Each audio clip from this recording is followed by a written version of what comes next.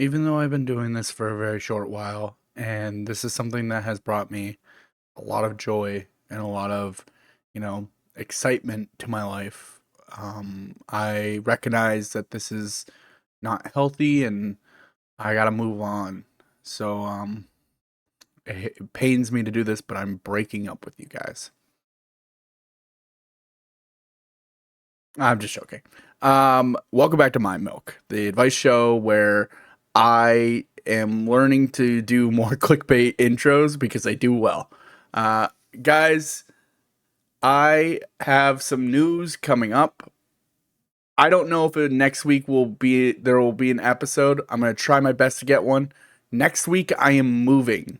Actually, I believe the that Wednesday next week I will be officially moving to my new apartment, which means that this might be a little bit of a weird shift in videos. I don't know if I'll be able to get a podcast out, or I don't know if I'll be able to get a mind milk out. So just look out for that. I'll probably update on the YouTube page, on the post sections. I'll be updating on the Twitter and then on the Discord for my stream community. I will also leave updates if I can, but that's because it's going to affect my streams as well.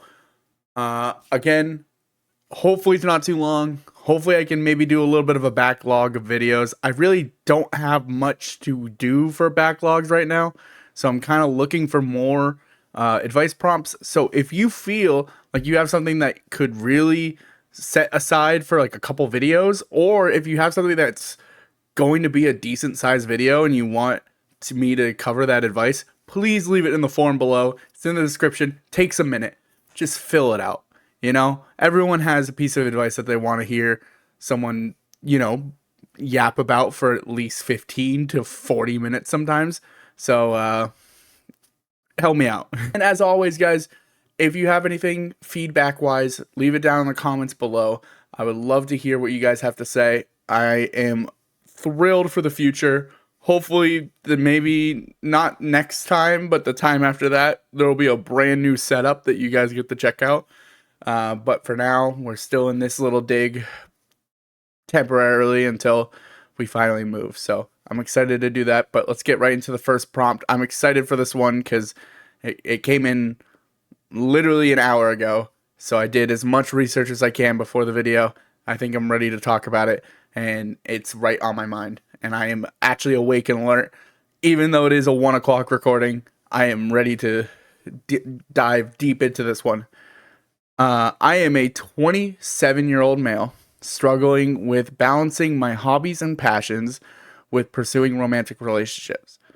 I've been in long-term relationships before.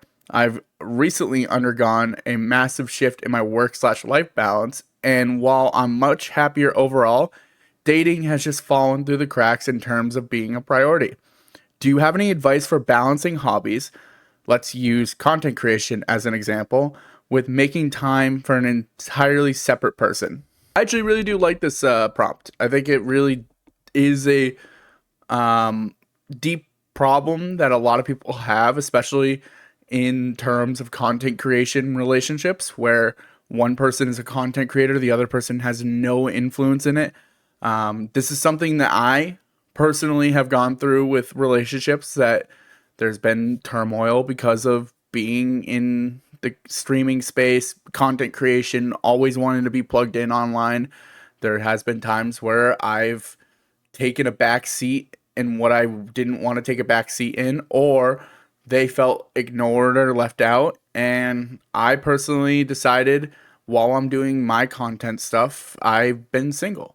I really haven't been pursuing relationships, not like in a super intentional way. I just think it's healthier for me to focus on me moving and my lifestyle and what I'm doing with my work and what I'm doing with content. I really don't feel like I could fit in a relationship during that time, but I actually might be swayed into a different opinion soon. I think part of me is understanding that as I'm maturing, I'm understanding stuff about myself, which means that I understand how I could deliver good quality time with having such a strict schedule.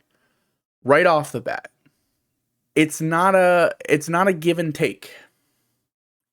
Relationships seem to be like a my time, your time, my time, your time, we time. Like, I think a lot of people just think that you can kind of like section off pieces and make it work. But what ends up happening is you blend your time with their time, and you don't ever actually end up doing the together time. You do like stuff together, but you're still doing your own thing. I think what you should view it as is, if you can, integrate your times together to make it more of that we time. So, say you're editing a video, she's doing homework. Two things that you could do separately. But, for some people, it might be more valuable to just be in the same room. Some people literally feel like that's quality time. If you're doing two different things at the same time, but you're in the same room together, you're still spending time with that person. It might not be the direct time that they want, which I can get into a more specific point in a little bit. But what happens often is you get into situations where you're always just doing stuff by yourself when you can include your partner. Now, content creation is kind of tough because if your partner doesn't want to be involved in the content, then that makes sense. But you could share your victories with your partner. Say you have a video that does really successful. Say you have a stream that blew up. You should celebrate it with your partner. You shouldn't just celebrate that achievement by yourself and then go and do something with your partner and not really talk about it. They want to be keyed in on your life. A good, healthy relationship is revolving around communication at all times. When you have something big coming up, you should talk about it. An event that you have planned, your ideas, brainstorm with your partner. That doesn't involve them in the content. They don't have to be in front of the camera. They don't even have to be a voice.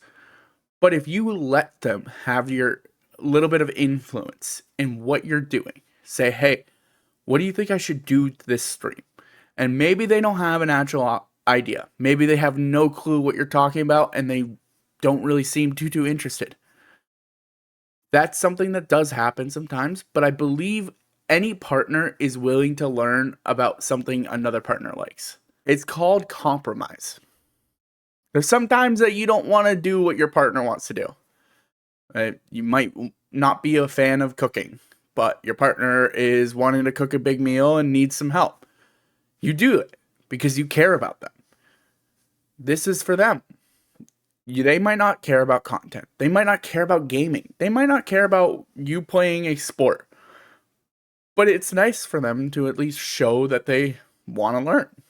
It gives them a sense of, hey, this is quality time that we can spend together because you can teach me about this and I can learn and we can have a great time learning and spending time enjoying each other's passions. This happens all the time. You don't know what you don't like until you try it.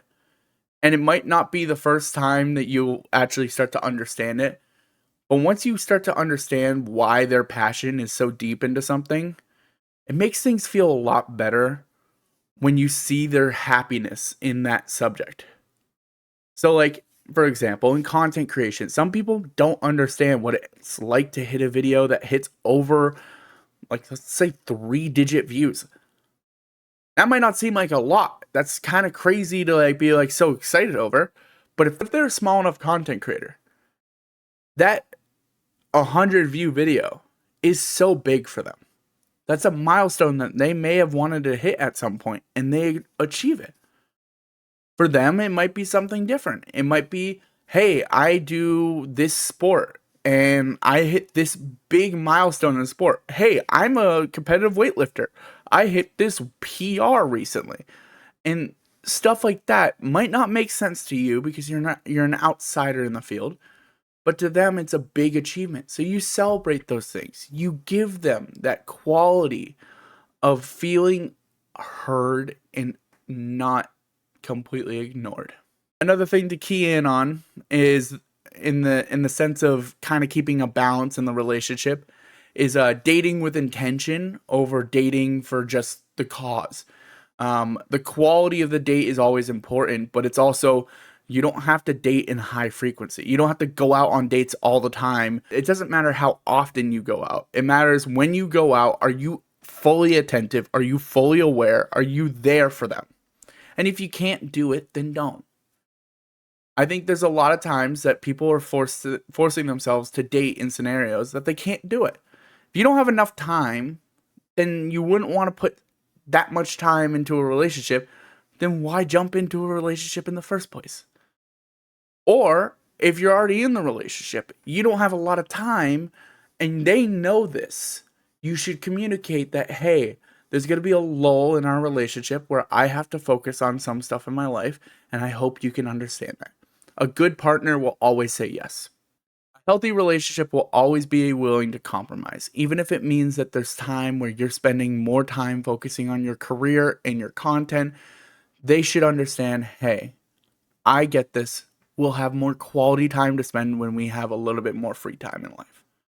Now, if it's all the time, obviously, at some point, it's okay to walk away and be like, hey, I'm not ready to date. You want to be more, you want to be appreciated more. And I understand that. I don't have the time to give it. I don't have the ability to give it. That's another thing is even if you have the time, if you're tired all the time because you're working so hard, you can't give the 100% that you should when you're dating someone. When you go out on those dates, that should be the main focus is them. So if you really can't do that often and seems like every single time you do it, it seems almost like a burden, maybe it's time to rethink the idea of dating in the first place. Take some more time for yourself and spend your time wisely. Mapping out the time that you do have. Okay, I have to work from 9 to 5, and then after that, I have about like a 2-hour window of time where I could spend with my partner. That's fine. That's a good plan. When you set aside time, you should set it aside with the intention that that's partner time. You shouldn't be going in going, okay, well, I have to kind of blend it in and maybe we could fit in a date, because all you're going to do is end up hurting them if it doesn't work out. If you can put time aside whenever you can, even if it's once to twice a week, as long as they're quality dates, that's all that really matters. You don't have to force these fantastic dates every single time, but you shouldn't be doing like just like a date every single night just because you want to appease a person. You'd rather have them be happy with the time that you're spending with them because you're showing your full attention towards them. Even if it is some small things. When you're at work, send a meaningful message to them. Show that you care. Show that you put in time and effort into what you say. Give them a true feeling of who you actually are. Or randomly get them flowers. Get them something that they appreciate. Not all the time do you have to go on a date. Sometimes a gift is enough. It doesn't have to be for an occasion. Not every single time a birthday warrants flowers. Sometimes it's a random Tuesday. You appreciate your partner enough, you should be able to be, hey, I like you enough that I got you these. Got you some flowers. Got you some food. Cook for them. If you have time to do these things, but not enough time to go on a date, that's perfect. That shows that you're thinking about them, and that's what partners want. Even if you're super busy, the whole world is on you, the pressure of everything. Your job is on you, your content's on you. You're blowing up, you're doing big things, you're busier than you've ever been. If you show them that at least once to twice to 3 times a day, you're showing a little window that, hey, this is what I'm solely thinking about right now is you. It makes a world of difference. Another good keyed in point, and I said this from the beginning, is communication. Be truthful that, hey, it's not going to work out right now because I can't make plans. I can't set aside time because I can't confirm when I have time. The honesty is there. If you're being 100% transparent and you're being clear that, hey, I don't have the time to do it. I don't have the energy to do it. I don't have the money.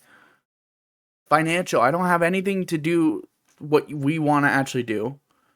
they should understand that, hey, it's fine. It's what relationships are all about. It's a give and take. It's not a 50-50 thing. It's hey, I'm the 20% and then I need you to carry that other 80%. And then other times they might be the 20% and you're the 80%. There's some times where the imbalance has to equal out. They have to understand that you have some things that might not match their levels of relationship at that time. That's what's a healthy relationship. That's what it's all about. That's what dating is truly about, is finding your significant piece. Something that fits your puzzle. Something that makes you feel complete and it helps you along your way. Your journey is not always going to be this smooth ride with the relationship. Sometimes it will be bumpy. Sometimes you won't feel like you have enough to give, and they have to step up and prove that they can give more to help out with the relationship. Sometimes it will be you that needs to step up and provide more. A lot of times in a relationship, there's weeks that go by where someone's not doing well, and you have to step in and be there for them. And then you hope that they would do the same for you. If you're super involved in your career and you know that it's going to be something that is pretty much a majority of your life, involve your partner in it. Slowly integrate them into the life of what you do. If you're into engineering, you're into architecture, show them things that you've built. Show them things that you've designed. Go take them places that you've helped to put together. If you're a cook, show them how to cook. Teach them some of the things that you've learned. Show them what you have been spending the time away from them to do, to show them, hey, it is valuable. Look at how cool this could be. Don't just isolate them away from your work because you know that it's work life versus relationship life. There can be a healthy blend. There can be a mesh in between the two. It's nice to be able to bounce off of each other, tell each other about their days, and then do something together to show quality time. But at least getting to know the partner's focus, getting to know what they like, showing what you like, and teaching them what you like. That shows a healthy dynamic. That could lead to really fun dates. That could lead to really big things. I think where you're coming from with content creation, I imagine it's involving gaming. Get your partner into some games. Show her what it's like to play Minecraft until 4 a.m. and then realize, oh my god, I just wasted all this time. They'll understand eventually. They'll find something in your niche that they'll like, and then have them do the same for you. Something that they might be driven to as a passion. Find yourself getting lost in their habit too.